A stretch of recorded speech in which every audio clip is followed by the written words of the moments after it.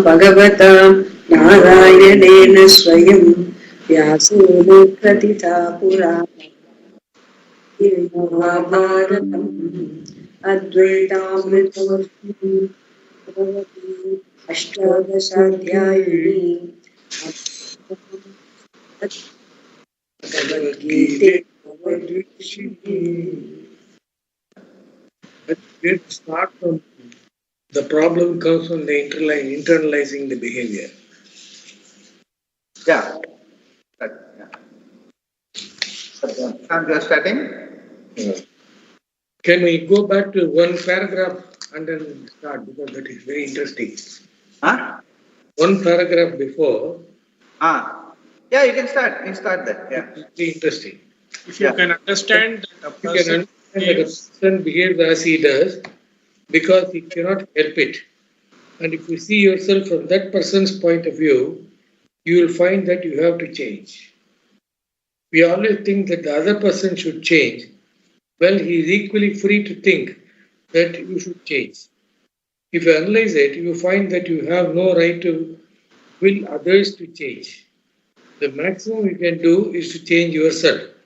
Then if you really let others be what they are, you find there is no hatred. Hatred comes, as I said in the beginning, only when somebody makes you unhappy. The truth is, nobody makes you unhappy. Yeah, that is very important. Like, no, more than that, more than this, I would say, see, if we want to take charge of our life and ensure that your reality is, normally it is just like when you get up from sleep. A good sleep, you are a happy person. So that is your reality. And you want to retain it through the day. So there the sankalpa should be that every other person has his own background, has his own day, good and bad days, whatever it is. So they accordingly they behave. If you, Swamiji always used to say, if you put yourself in that person's shoes, if you have been born like him, if you have been brought up like him, if you are like in the circumstances like him, he will also behave the same way. So that validates the person totally in your that moment interaction with him. So that moment you stop looking at him or making a judgment about him or making a judgment that that fellow misbehaves with me or hurts me. By doing that, what happens is by ensuring that you are so totally empathetic towards that, you ensure that you insulate yourself from being hurt. Number one, the santushta or the happiness with which you started the day, that remains with you. So you are in charge of yourself. Your happiness is not in the hands of, you are not vulnerable to others' behavior. That is intelligent living. And second thing is, by doing that, you are accepting the person as he is. That way, you can respond to him, to what is good for him, what is hitam for him, in an appropriate manner. So that way, both ways, that you will behave appropriately to him. At the same time, you will not allow him to hurt you. Both ways it helps. So it is intelligent living. That is precisely what he is trying to say here. Yeah. The problem is slightly putting it across differently, but I am telling that the ultimate end of the end is like this. You also accept him for whatever he is, and he doesn't hurt you. Both are equally important. Yeah. The problem comes from internalizing the behavior of others. If somebody does or says something disagreeable to you, you get angry. But if somebody complains to you of a headache, you do not get angry.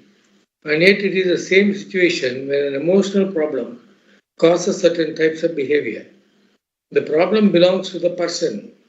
You are responsible for your own actions and emotions, not those of others. Only if you could control things could you be totally responsible for them. And since you have no control over your own emotion, where is the question of assuming responsibility for others' actions?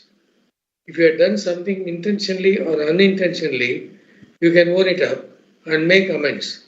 When you are honest about your feelings, that is the beginning of change. You can make amends for your omissions and commissions. But what about those of others? How are you responsible for them?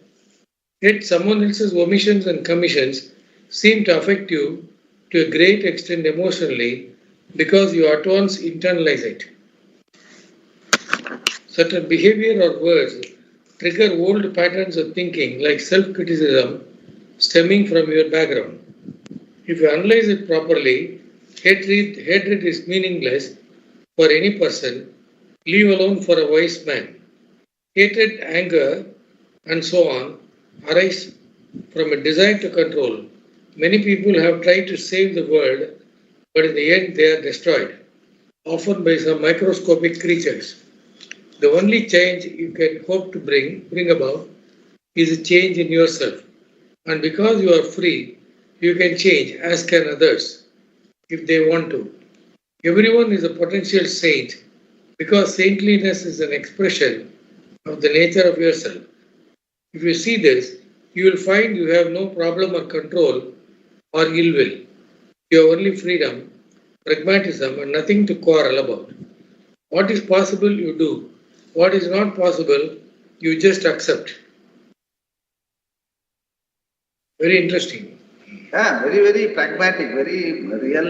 This is intelligent living, always Swamiji always used to say. To be good, you have to be intelligent. I want to be good, that the intention is not enough. You have to be alert. And the intelligent way of living, as long as you don't get hurt, it is unlikely that you will hurt somebody else. So for you to ensure that you don't get hurt, you have to have that cushion, that space, ensuring that don't judge others by their behavior, by their sneezing and all that. Just take them, okay, they have their background, they have a certain, maybe a bad day for him. Let us help him. Let us say, if at all there is nothing else, at least let us pray for him. That way if you do, then you will insulate yourself from not getting hurt by the other person. Then automatically you have no tendency to get to hurt somebody or hatred. So all those things are automatically avoided. That's what he's trying to say. Yeah. A person who understands this does not have even a small degree of hatred or anger for any living being, Adveshta, Sarva Bhutanam. Seeing himself as all, he is a free person whom nothing can hurt. Unlike the ignorant, he does not helplessly set up situations where he will be hurt, but sees that all situations are shining after him. This fact is very, very real to him, making him naturally free from ill will towards all being. Adveshta Sarva Bhutanam. You cannot hate unless you get hurt, and you cannot get hurt unless someone can objectify you. Once you objectify something, you can do anything to it, including hurting it. But Atma cannot be objectified. Who can objectify the consciousness in which everything else shines as an object? A hurtful action is simply a karma that shines after you, who is Asanga. How does consciousness get affected? Actions, therefore, remain simply actions and your responses are pragmatic. Such a person will naturally have the disposition of friendliness. He is called Maitra. Why does he put in the abstract sense rather than saying a friend, Mitra? Anyone can be a friend, even a pet. He makes an abstract noun out of Mitra, which means a state of being a friend. Maitrasya bhavaha Maitri, friendliness. One who has Maitri, friendliness, is called Maitra. Maitraha. Yeah. He bears no ill will towards anyone, yet he is not aloof. He is friendly. Aloofness is an indication of anger or fear of facing people. If an obstruction to growth, it's an obstruction to growth because you can only perfect yourself in the midst of people. Removing yourself from people will only aggravate the problem in the midst of people because you require various kinds of interactions to invoke every aspect of your personality. Only then will you understand yourself. The Jnani is not only friendly towards people, he is not afraid, as he will tell. At the end of the year, whatever happens, the person, the being, does not get affected if that alertness can be there. That itself is a growth as far as you are concerned personally. Karunaha is the one who has compassion. He can condone others' omissions and commissions. The same Ananda that expresses as love or friendliness takes the form of sympathy for those who are in pain. Shankara adds that he is one who gives refuge to all, a sannyasi. With the sun, the guru, and all the elements as witness, a sannyasi openly declares to all beings, do not be afraid, ma baishta. He will not be the cause of fear for anyone because he does not covet any of their wealth or position. Not even a plant or animal need be afraid of him anymore. He gives abhaya to all beings. If he does not have karuna, how is he going to teach anybody? The vision of a teacher who really knows what he is talking about, you are Satchidananda and have no problem.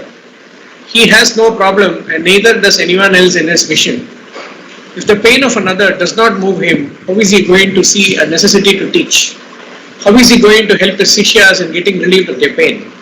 Ananda, which is so natural to him, transforms into sympathy. He is not oblivious to people's behavior. In fact, he is much more sensitive than others, but his response is one of compassion. In a wise man, it is absolute. It is not that because he is Ananda and sees no problem, he has no emotions and therefore does not teach. If that were so, the tradition of teaching would come to a standstill. Teaching would be done by those who do not know what they are talking about, and those who know would not teach. When the Shishya says, "O Guru, please teach me, I am in pain," the Guru does not say, "You are Satchidananda, you have no problem." Nor does he become so identified with the sorrow of a samsari that he becomes sorrowful. This is another erroneous notion. If anyone says such a thing of a Mahatma, he is not praising him but belittling him. The Lord is also represented as one who is all compassion. In his essential form, you can look upon him as Satyam Jnanam Anantam Brahma, or you can regard him as an ocean of compassion and so on. It is the same for a wise man. He has spontaneous friendliness and affection towards people. Because he has no ill will or hatred, he always wants to do something good for people. Helping becomes very natural. This compassion is greater than that of even a religious person. He may use a certain plant in a ritual, but a sannyasi could never cut that plant. Nobody will be afraid of a jnani because he is absolutely harmless. He does not demand anything from society and more than that gives abhaya to all. He tells Indra and other devas and even the trees, hereafter do not be afraid of me. To reach that point, he must be mature. Then if he has jnana, it will prevail whatever happens. Because of that abhaya, he is fearless like an innocent child. This is one of the two expressions often used to describe a wise man. The other is a madman, unnata. The similarity is that he is happy for no reason at all. At least from our standpoint, there is no reason. But his happiness does not arise from any situation. It is his nature, Swarupananda. And like a child, he is free from raga dveshas. Just as we are not afraid of a child, likewise we are not afraid of a wise man. One who considers sukha and dukkha as equal, one who can forgive. The jnani then is one who has no hatred towards any being, but who on the other hand has friendliness and total compassion. All these are not simply attitudes and values, sadhanas, but rather because of the context, they are characteristics, lakshanas. The next chapter, certain sadhanas like amanitva, adambhitva, ahimsa are given as means for gaining knowledge, jnana, sadhanas and therefore to be cultivated. But they are the expressions of a wise man who knows that the nature of the self is freedom, fullness. When he interacts with the world, he expresses himself as adveshta, sarvabhutana and so on. Jnani has no ahankara and mamakara. Nirmamaha, one who is free from the sense of mind, the sense that something belongs to him. This notion can remain even if you give up all possessions, even if you are sannyasi. You may not even have any real estate or bank account, but you can still have the sense of my body, my mala, my kamandalu. This sense of ownership, mamatva, goes only when ahankara, which expresses as I am this much alone, goes. As long as the sense of I is placed in the physical body, deha atma buddhi, Dehe atma seventh buddhi. case. Yeah. Dehe atma buddhi, there is the notion of yourself as an isolated individual. Once that is there, the idea of mind, mama pratyaya, is impossible to avoid. You can give up as many things as you like, but this mama pratyaya will not totally go until the ahankara goes. What goes in fact is not the ahankara, but the notion of the reality of the ahankara. Once a person has jnana, there can be notional ahankara because the notion stems from self-ignorance. Ahankara and mamakara support each other's existence. Unless you say these things are mine, ahankara cannot really be sustained. But even relatively speaking, there is nothing you can claim to own if you analyze it. A mature person looks upon everything as belonging to Ishvara. He finds himself endowed with a few things towards which he has the attitude of a trustee and does not suffer from the inflated notion that he has accomplished everything he has, a notion rooted in ignorance. This is such a person who through Viveka has gained maturity and is relatively free from a sense of insecurity. The fact that what will all happen is well known to him, and thus he enjoys a certain relaxation and readiness to face things as they come. There is trust in himself, trust in Ishvara, and therefore a lot of inner freedom. Though it is a mature ahankara, still it is not enlightened. A person has jnana, there can be no notional ahankara. No, a kind of mamakara remains. You have skipped something. A kind of mamakara. A kind of mamakara remains, though not to the degree we generally see in people. He is a karma yogi, a bhakta. In this verse, however, the person talked about has a notion of I, aham pratyaya, as the body, etc., a notion that comes from self-ignorance. On inquiry with the help of Shastra and the Guru, he has discovered himself to be free from being one physical body and sees that he is in fact everything. His vision is aham idam sarvam, I am all this, and therefore the individual I sense has gone. This can only be a jnani, not a bhakta in the popular sense of the word, who is necessarily an ajnani because he makes a division between himself and the Ishvara he worships. It does not mean that a jnani cannot be a bhakta. As we have seen, he is included in the four types of devotees: the artha who worships only when he is in distress, the artharthi who enlists Bhagavan help to accomplish his various ends, the jignasu who wants to know who is Bhagavan, and finally the jnani who appreciates Ishvara as essentially non-separate from himself. He is in fact the only real bhakta because his bhakti is fulfilled. All the others are qualifying themselves to become real bhaktas. Though they are all dear to Ishvara, the jnani, he says, is myself alone. Jnani tu atma eva, the one who is being discussed here. So that's what he tells here is, this is, see, even though we are discussing the things of jnani, adveshta sarva bhutana maitra karna evacha nirmamo nirahankaraha samadukta sukha kshami. So he says, when he is reading this thing, he's still, in the sense, he is in the process.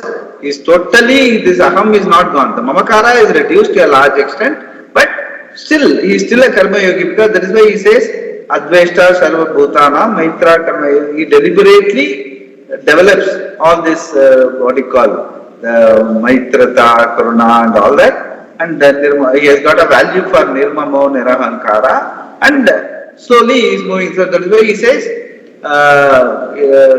he says what? He is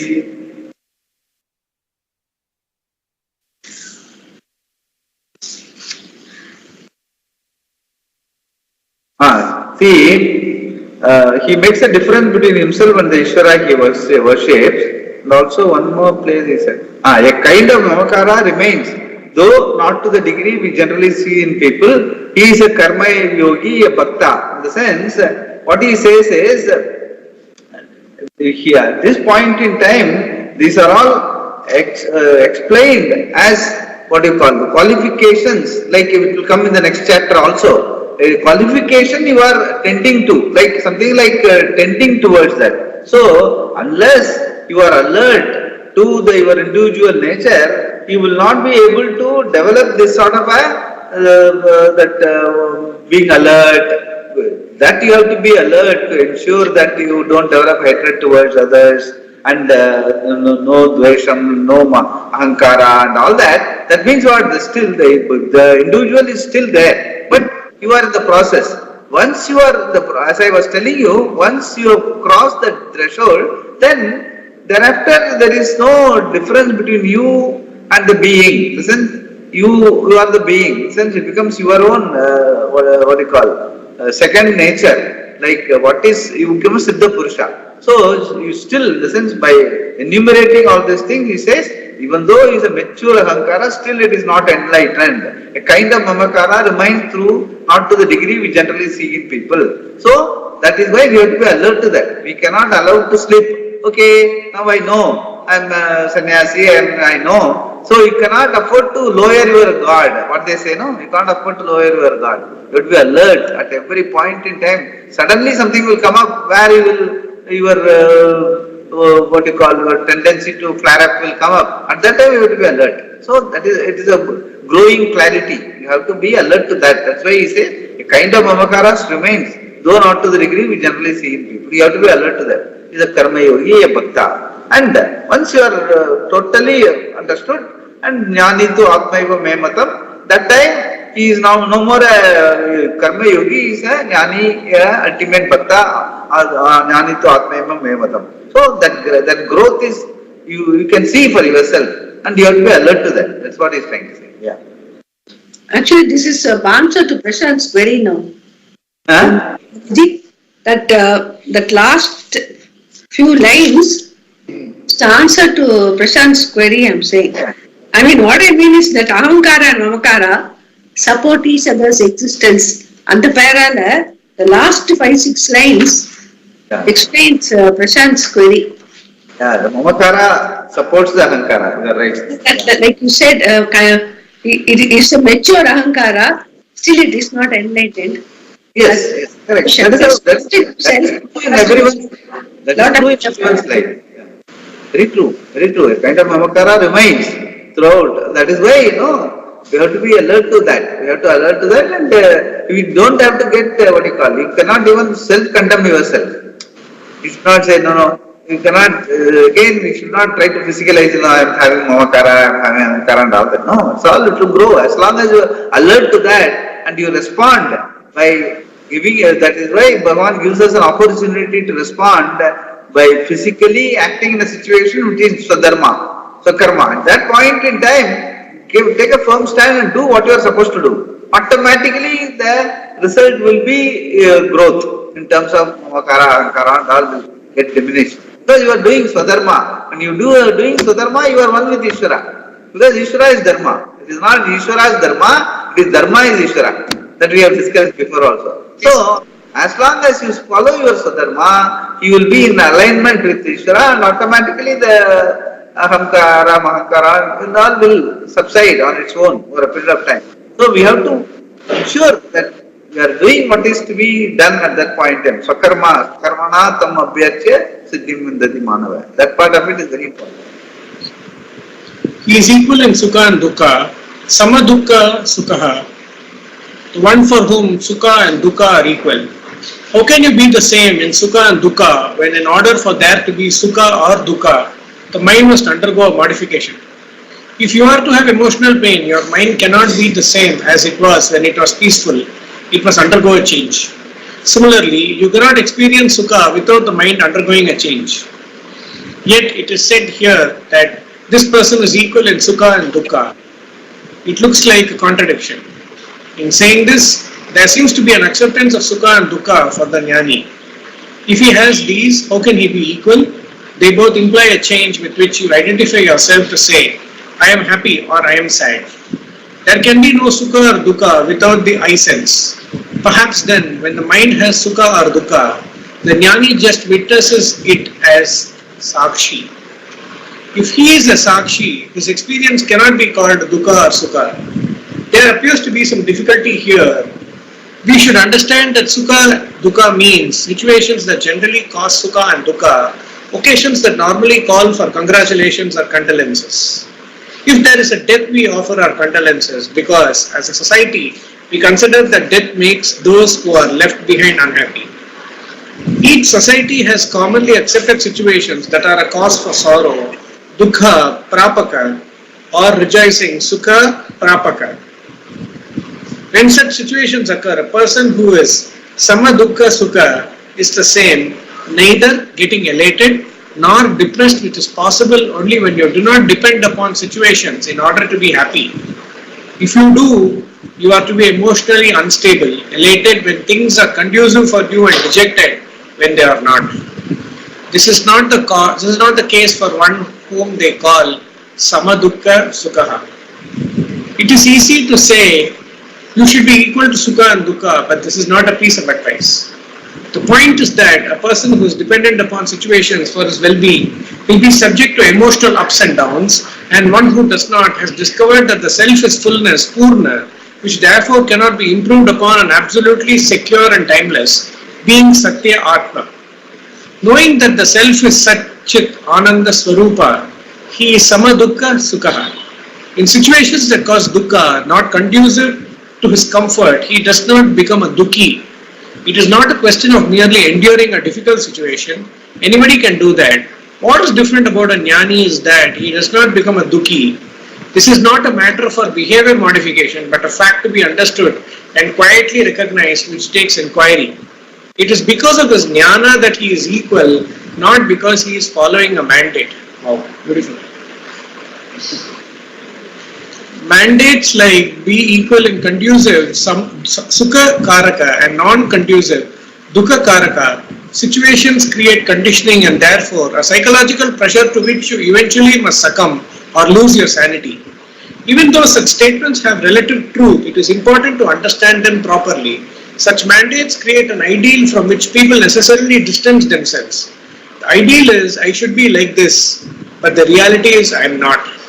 Greater the list of shoulds, greater the list of shoulds and should nots, greater is a person's estrangement from oneself. If finally one day you can drop these ideals, you will discover that you are fine. You can have goals that is different, but if you decide to achieve one goal today and tomorrow, you choose another, it does not matter. If you want to accomplish something in 2 years, you plan for that. It is not an ideal. Tomorrow, in the wake of new knowledge, you might totally give up the pursuit or extend it for another 5 years. That readiness to reshuffle your ideas and objectively face challenges as they come is sanity. Being the same in the face of sukha and dukkha is not valid as an ideal because it is not possible when there is self-ignorance. But sukha dukkha situations can be faced with relative equanimity. That is yoga, samatvam yoga uchyate. You take the results of actions as prasada, as we have seen, and thereby acquire a manageable mind, the mind of a yogi. But for a person who has knowledge, it is different. Knowledge makes you free from dependence on situations for your well-being, security and happiness. I think I'm blessed to have the answer of the questions I asked today itself. Yeah. So, see, the thing is that, one more thing, see, when even as something happens, if you label it as sukha and dukkha, there is something ishtam and anishtam, naturally you are bound to respond to it accordingly.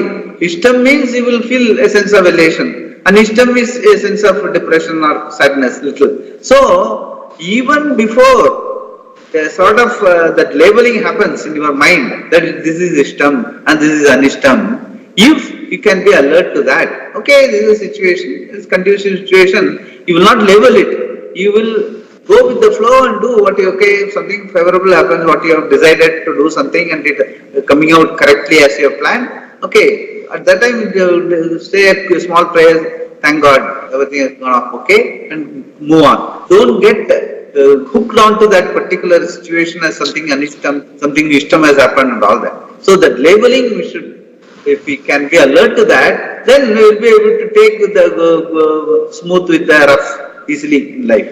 So that is precisely that labeling is the thing. But if at all the label happens, then again you say, okay, this is a prasadam. Then again the next level of what you call approach, samatvam is Ishwararpanam prasadam.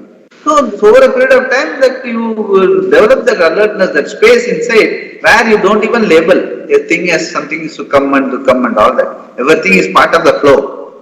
Whatever happens has to happen and I do my part and keep going. So, relative and relative measure and in absolute measure. So, you have to grow from the relative to the absolute. But at no point in time, one has to condemn yourself, saying that no, I should and should not, the ideal part of it. So, the idealism and all that Swamiji always used to say, we have to, our life is, we have just one life. We cannot live something for the ideals and something as real and all that. It has to be all the time. You have to be realistic about what is happening in your mind, be empathetic. Even if something like that happens, like, okay, I have to be alert to that, I should not put my all eggs in one basket and say that this is Ishtam and this is Anishtam. I should not, because these things will always happen, especially in today's situation, in the circumstances in which we are living. So, don't put too much emphasis on this Sukham and Dukkam, Ishtam and Anishtam, opposites. And one more thing is, all opposites are Mithya. Whatever is Sukham can become Sukham later. And whatever Sukham can become Sukham also later. So, it's a changing situation, it's a changing. That is why it has got the characteristics of a labeling of Sukham and Dukkam, Ishtam and Anishtam. Anything opposites mean Mithya. That is the indicator, opposites mean Mithya. So, Samanilai is what is reality. And that is what you are at all point in time. You are the only reality, everything else keeps changing around you. So, that part of it, you have to be alert to that. That is a knowledge, that is a jnanam which he is talking about, from yogi to a jnani. So we have to graduate. Both are equally important. It's about the journey. That's what he said. Yeah. See that.